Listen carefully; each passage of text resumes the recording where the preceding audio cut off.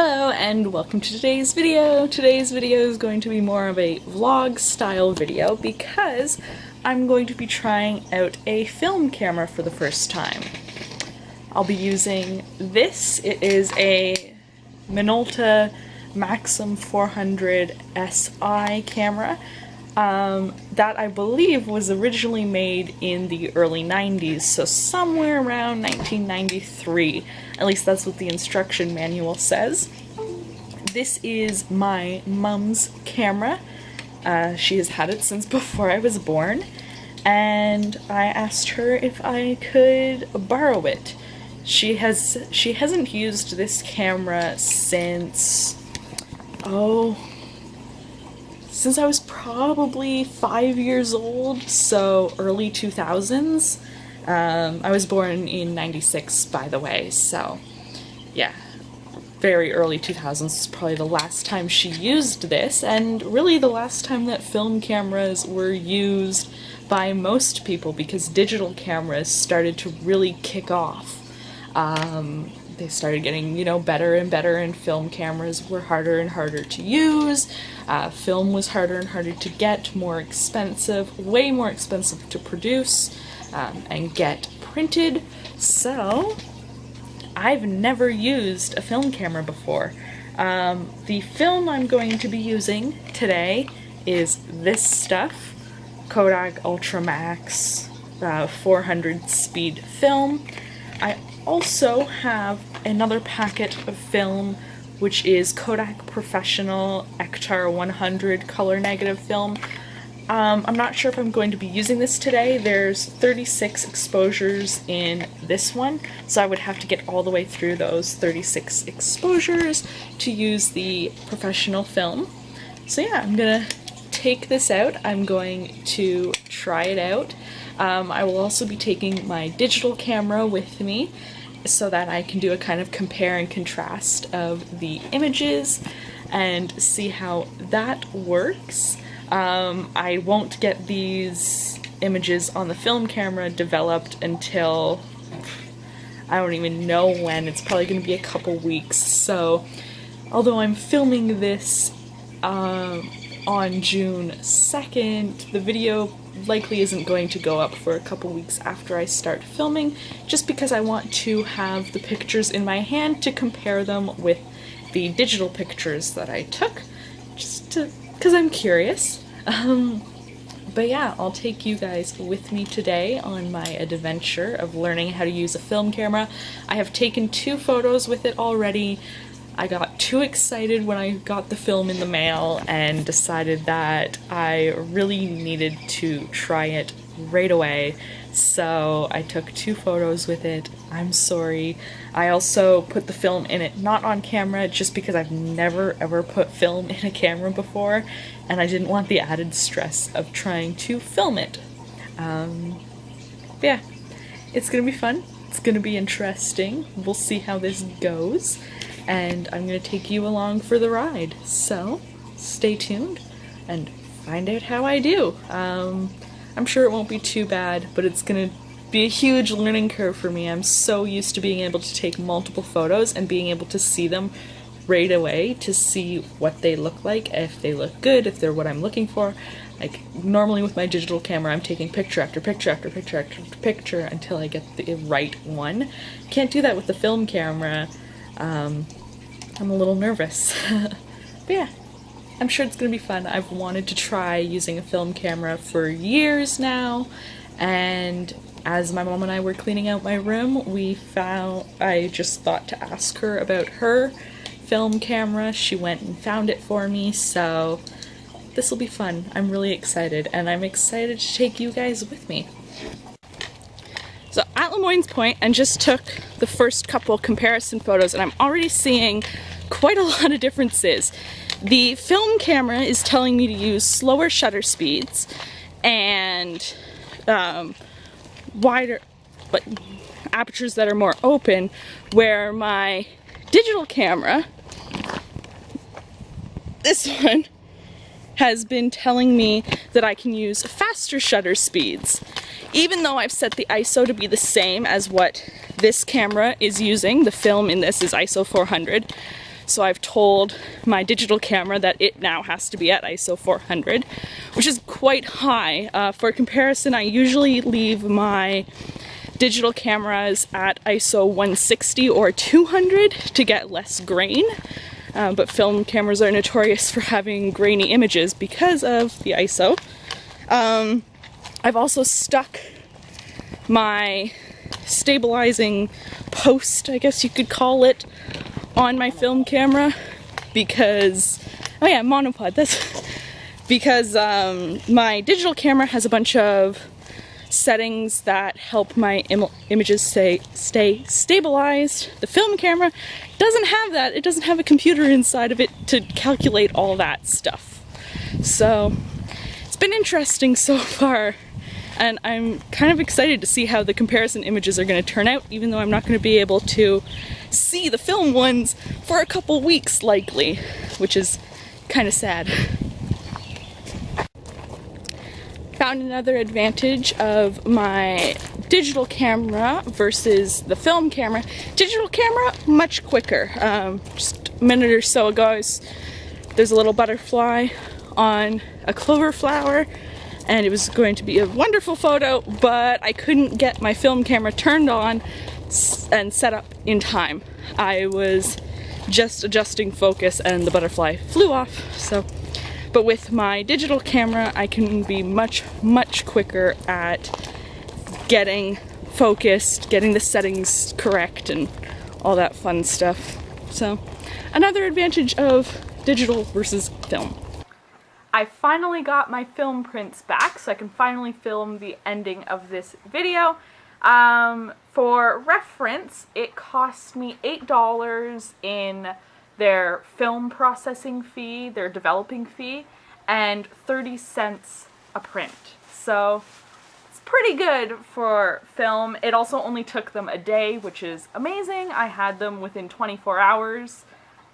Awesome. But yeah, I'm gonna do a little comparison. I've got on my computer screen the digital photos. I will be popping them up in the video as I'm talking about them, or at least I'm gonna try and remember to do that. But yeah, this way I can look at them and I don't have to try and remember what they look like. Also, a thunderstorm is starting outside, so if there's a ton of background noise, I'm sorry. I'm trying to film this before we possibly lose power. Anyway, the first picture is this one, and in digital it came out much clearer. Film, I had to use a slower shutter speed, so it's a little blurry. But all in all, not bad. I'm actually very impressed with the quality of it. I do wish it was a little clearer, but again, that's just the shutter speed that I had to use for this photo. The film image, or the digital image, sorry, is definitely much clearer than this one. And then same with the second photo. The second photo is this one. The digital image is much brighter, much clearer. But again, that's because of the slow shutter speed I had to use. I couldn't really make this shutter speed any slower to make it any brighter because of how windy it was that day. I would have had I wouldn't have been able to see what this flower was at all if I did that. This is the next image, and they're actually fairly similar, at least to my eyes. I mean, the digital one is is zoomed in a little bit more, but as for clarity and brightness, contrast, it's pretty similar. The digital one has a little more green in the background here, but again, not that different. Next is one of the landscape photos I've tried to do. Again, the digital one is quite a lot brighter than this one, but that's just the shutter speed I had to use for the time of day. I mean, I probably could have used a different shutter speed for this one to get it a little brighter, but again, I'm happy with it. I like how it turned out. Next image is this one. Little flower, the same thing with all the other digital ones, a little brighter, a little more green. This has a little more of a red tinge to it. And then this one, the digital image for this one, the flowers are a lot brighter. They're a lot more colorful, I guess. That was the door slamming shut from the wind. That was interesting. But yeah, not that different, just a little brighter. And then this one, the digital image is a little pinker. This came out a lot more red and orange. Again, it's fine. And of course, digital came out a lot brighter. That's something that I'm seeing with all of these photos, is the digital images have come out much brighter. Then there's this one. This one is not an exact match because, of course, animals move around.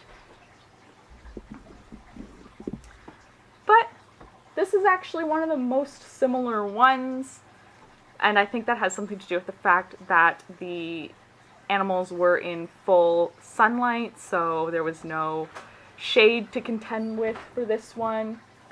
It looks good. I like it. And now we're getting into some landscape photos. So we've got this one, and honestly, differences between film and digital for my landscape photos, not that much. Now with the film, it's a lot with the digital, it's a lot bluer through the sky. This one has a lot more white at the horizon, but it still looks really good. This one is one of the most different ones just with color value. The color value of this one is very, very blue, where with the digital image, it's a lot softer. This is a very deep blue. The other image has a very soft blue for the lake. I think I like this one a little bit more though. I like the deep dark blue of the lake. And then this one, again with the landscape photos, there aren't a ton of differences that I can spot anyway. I mean, I'm sure they're there. The greens are definitely still brighter. But aside from the color saturation being brighter, not a huge amount of difference. Now, one of the biggest differences, there is windmills through here. You can see them in the digital image. They're very hard to see in the film image. And then we have this one. This one, again, very, very, very similar. I wish I had have used a slower shutter speed in this one, just so that I could have gotten a little more brightness in here, like I could get with my digital photo, but all in all, pretty similar. And then we have this one. This one is honestly very, very, very close. Not a whole lot that I can spot that's different about this one anyway. Again, I'm sure the differences are there, and if I nitpicked them, I'm sure that I could find them, but right now, just looking at it quickly, it looks very, very close. I had to hunt around on my computer a bit to find the next image, because for whatever reason I didn't put it with all the other images. But anyway, this is the final image that I want to talk about. Now, this one is quite a bit different. With my digital picture, you can see that the sky is a lot bluer. It's a little more clear. This is a little bit more blurry where I'm standing, and the lights aren't quite as blown out as in this one. I do really enjoy this picture, don't get me wrong. I just prefer the digital picture to the film picture. And that also has something to do with the fact that with the digital picture, I could crop it in closer to me. Can't really do that with this one. I mean, I can scan it into my computer and fix it that way. Not going to, because that's going to take more effort than it's worth, honestly, because I've got both photos already. Anyway, conclusions to my film versus digital adventure. I really liked it. I really do enjoy shooting with film.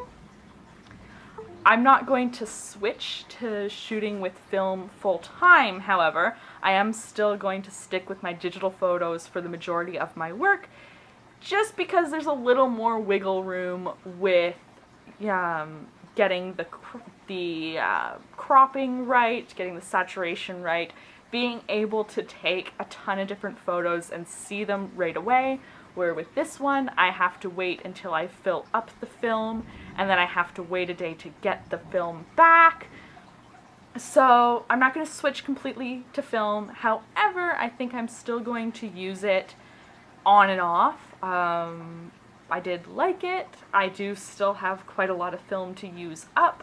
I think I have 3 rolls to use up. Yeah, it looks like I have 3 rolls of film to use up, so I'm still going to play around with it a little more. But all in all, I'm going to stick with digital for most of my stuff.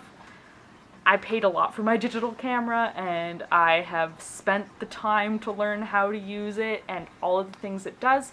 I could spend the time with the film camera, but because I don't see my photos until well after I've taken them, it's kind of hard to implement what I'm learning right away. With my digital camera, I can experiment for half an hour and see right away what works, what doesn't work. Can't really do that with film, but still fun, still really enjoyed myself. I hope you enjoyed this video of my film versus digital adventure. If you have an old film camera kicking around, maybe get some film for it, try it out for yourself. Film's actually not that expensive. Yes, it's more expensive than digital photography, because once you buy an SD card for digital photography and a camera for digital photography, you don't really have to spend money again if you don't want to. You can keep all of your photos digital. You don't ever have to print them out. With film, you don't really have that option unless you buy a scanner that can scan film, but then you still have to get it developed, and it's a whole process. But it's worth it, I think. I really did enjoy this, and I'm really happy that I got to do it, that my mom found her old camera and let me use it. I'm probably going to keep it. I'm probably not going to give it back. I don't know if she knows that yet. But yeah, it's mine now. Anyway, thank you for watching this video. I hope you enjoyed it. I'm going to sign off now because the storm is getting worse, and I will see you in my next video. Bye.